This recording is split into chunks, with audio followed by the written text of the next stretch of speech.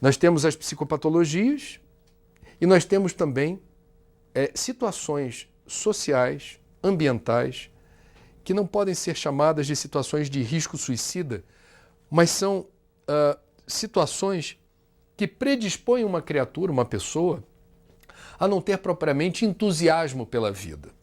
Portanto, são situações que merecem atenção para quem investiga o fenômeno do suicídio.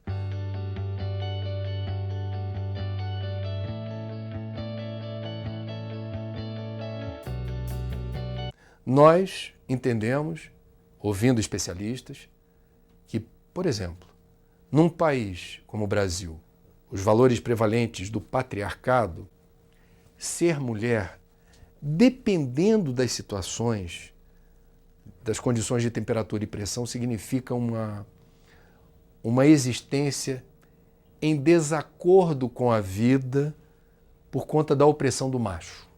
A maior parte dos homicídios cometidos no Brasil contra mulheres tem origem em maridos ou ex-maridos, namorados ou ex-namorados. A principal causa de mortalidade violenta de mulher no Brasil se dá por agressões covardes impostas por homens. Então, temos, portanto, a opressão das mulheres, sob certos fatores, são variáveis que a gente precisa acompanhar associadas a essa de gênero, uma situação hostil, uma situação de desconforto, uma situação de desânimo ou desalento perante a vida. E isso merece atenção e cuidado.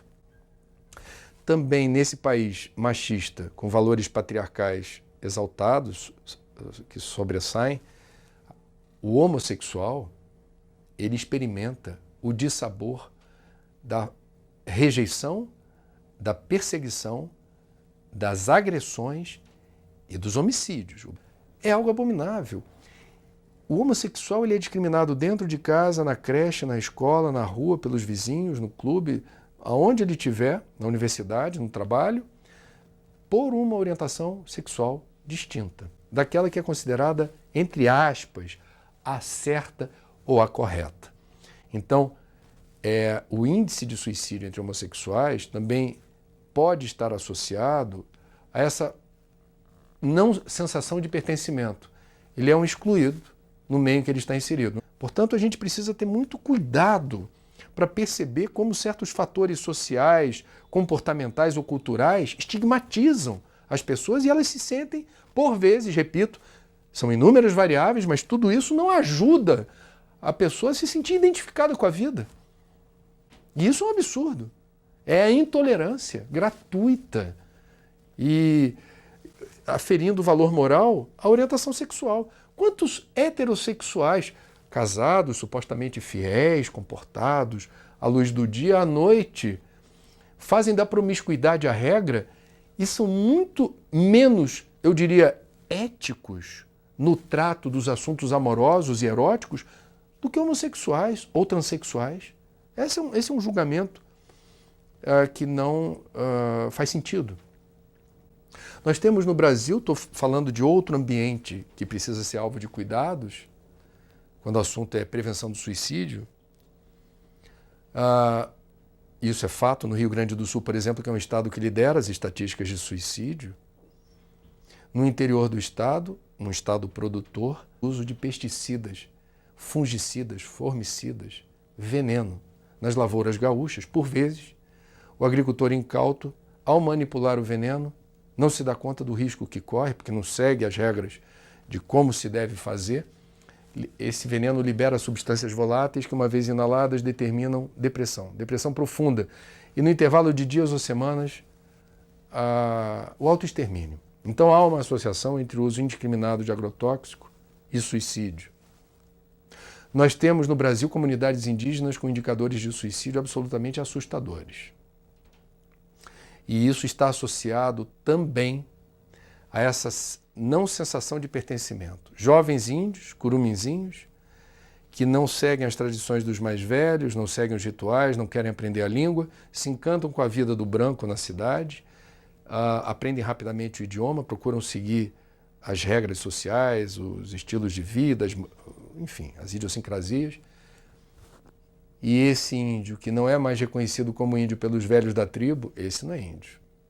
Esse se bandeou para o outro lado. Nas cidades, os índios também não encontram acolhida. Esse é índio. não é dos nossos. Esse não é branco, como se diz. E esse índio não consegue, portanto, se situar numa comunidade onde ele tenha a sensação de pertencimento, e isso é arriscado. Isso significa uma situação de dificuldade de se situar na vida e na existência. Eu não tenho meu lugar nesse mundo. Nós vamos encontrar também no Brasil uma situação que inspira cuidados, que é, assim como no mundo, o Brasil envelhece rapidamente. A pirâmide etária, a base da pirâmide está cada vez mais estreita, são menos crianças e bebês, e a população tem vivido cada vez mais tempo e melhor. Nós temos a qualidade de vida na terceira idade aumentando progressivamente, essa notícia é boa. Mas o fato é que esse envelhecimento da população não está vindo acompanhado de qualidade de vida na infraestrutura. As cidades não estão preparadas para acolher uma população crescentemente idosa, né? A taxa de urbanização do Brasil é das mais altas do mundo. 75% da população brasileira vive em cidades. As cidades não estão preparadas para o idoso. Calçamento deficiente, sinalização que não ajuda a quem tem dificuldade de visão a enxergar, programas, áreas de lazer e de entretenimento, políticas públicas que promovam a inclusão do idoso na sociedade. Ele tem saúde, ele tem disposição, mas ele está alijado daquilo que poderia ser melhor planejado para ele. E isso significa o quê?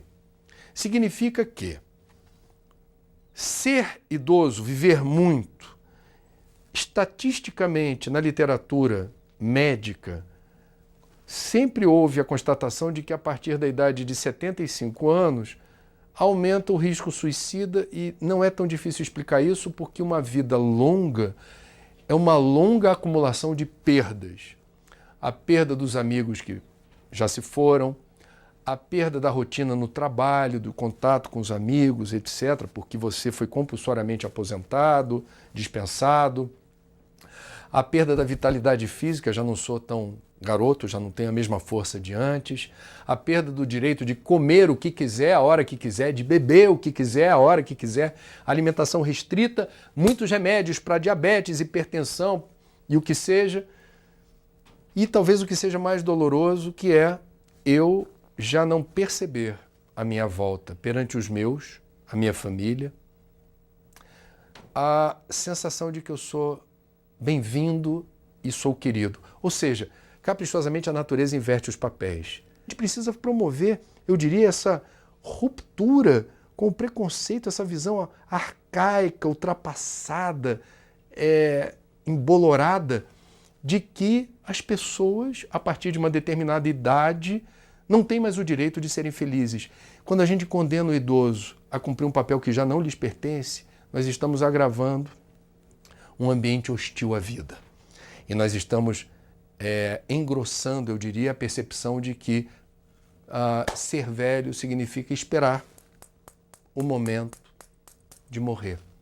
Não é algo que me pareça condizente com a melhor resolução de uma sociedade que precisa descobrir como usar os talentos, como se apropriar desse bônus da experiência, transformando aquilo que hoje é visto em muitos lugares equivocadamente como problema, na verdade como solução.